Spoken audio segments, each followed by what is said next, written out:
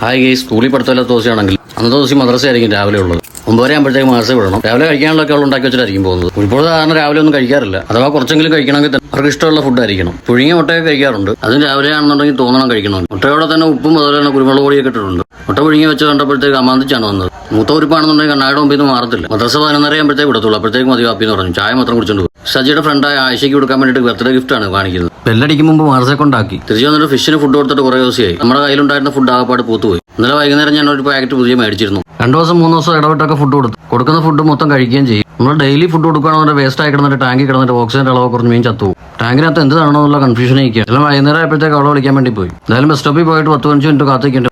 കുറേ നാളത്തെ ഇടവേളയ്ക്ക് ശേഷം സൈക്ലിങ്ങിന് ഇറങ്ങിയായിരുന്നു. ശരീരത്തിന് വല്ലാത്തൊരു ഉന്മേഷം തന്നെ ആയിരുന്നു. ഒരു 5-6 കിലോമീറ്ററോളം ചവിട്ടിയുള്ളൂ.